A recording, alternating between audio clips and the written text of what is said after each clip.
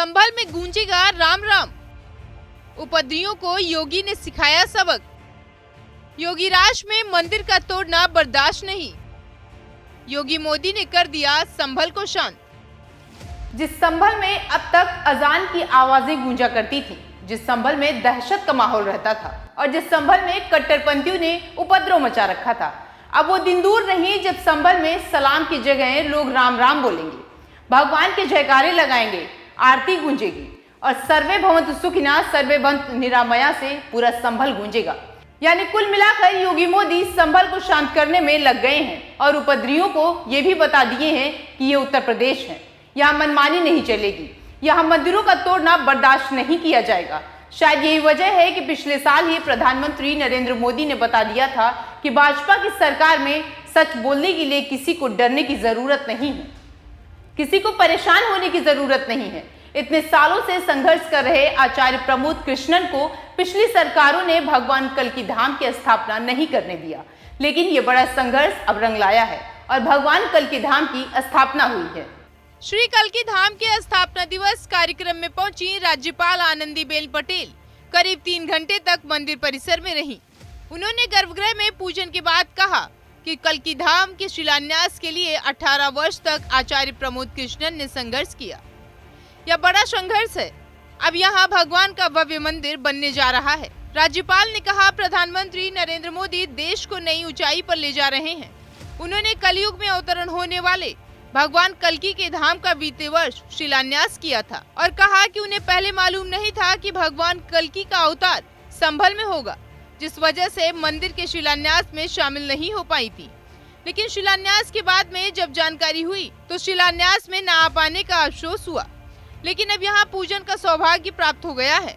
उन्होंने कहा कि भगवान कल्कि के मंदिर का निर्माण ऐसे ही नहीं हो रहा, इसके लिए पीठाधीश्वर प्रमोद कृष्णन की प्रशंसा की। कहा कि मंदिर के शिलान्यास के लिए आचार्य ने काफी संघर्ष किया है। उनके संघर्ष का नतीजा है कि आज यहाँ पर भगवान का भव्य मंदिर बनने जा रहा है, जो देश ही नहीं दुनिया भर में भारत की पहचान बनेगा। साथियों, जिस दिन अयोध्या में राम मंदिर की प्राण प्रतिष्ठा हुई थी, तब मैंने एक और बात कही थी। 22 जनवरी से अब नए काल चक्र की शुरुआत हो चुकी है। प्रभु श्री राम ने जब शासन किया तो उसका प्रभाव हजारों वर्ष तक रहा। उसी तरह राम लला के विराजमान होने से अगले 1000 वर्षों तक भारत के लिए एक नई यात्रा का शुभारंभ हो रहा है। अमृत काल में राष्ट्र निर्माण के लिए पूरी सहस्त्र शताब्दी का यह संकल्प केवल एक अभिलाषा भर नहीं है, ये एक ऐसा संकल्प है जिसे हमारी संस्कृति ने हर कालखंड में जीकर दिखाया है।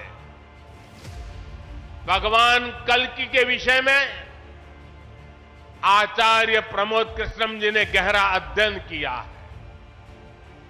भगवान कल्कि के अवतार से जुड़े कई सारे तथ्य और शास्त्रीय जानकारियां भी आचार्य प्रमोद कृष्णन जी मुझे बता रहे हैं।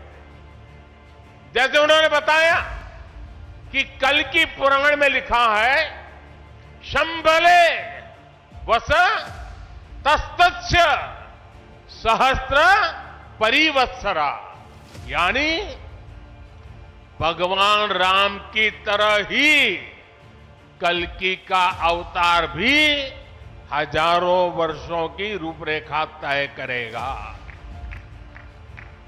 इसलिए भाइयों और बहनों, हम ये कह सकते हैं कि कल्कि काल चक्र के परिवर्तन के प्रणेता भी है और प्रेरणा स्रोत भी है। और शायद इसीलिए कल की धाम एक ऐसा स्थान होने जा रहा है जो उन भगवान को समर्पित है जिनको अभी अवतार होना बाकी है। अब कल्पना करिए, हमारे शास्त्रों में सैकड़ों हजारों साल पहले भविष्य को लेकर इस तरह की अवधारणा लिखी गई। हजारों वर्ष बाद की घटनाओं के लिए भी सोचा गया। ये कितना अद्भुत है, और ये भी कितना अद्भुत है कि आज प्रमोद कृष्णम जैसे लोग पूरे विश्वास के साथ उन मान्यताओं को आगे बढ़ा रहे हैं, अपना जीवन खपा रहे हैं। वो भगवान कल्कि के लिए मंदिर बना रहे हैं, उनकी आराधना कर रहे हैं। हजारों वर्ष बाद की आस्था और अभी से उसकी तैयारी, यानी हम लोग भविष्य को लेकर कितने तैयार रहने वाले लोग हैं। इसके लिए तो प्रमोद कृष्णम जी वाकई सराहना के पात्र हैं। मैं तो प्रमोद कृष्णम जी को एक राजनीतिक व्यक्ति के रूप में दूर से जानता था, मेरा परिचय नहीं था। लेकिन अभी जब कुछ दिन पहले मेरी उनसे पहली मुलाकात हुई तो ये भी पता चला कि वो ऐसे धार्मिक आध्यात्मिक कार्यों में कितनी मेहनत से लगे रहते हैं। कल की मंदिर के लिए इन्हें पिछली सरकारों से लंबी लड़ाई लड़नी पड़ी, कोर्ट के चक्कर भी लगाने पड़े। वो मुझे बता रहे थे कि एक समय उन्हें कहा जा रहा था कि मंदिर बनाने से शांति व्यवस्था बिगड़ जाएगी। आज हमारी सरकार में प्रमोद कृष्णम जी निश्चिंत होकर इस काम को शुरू कर पाए हैं।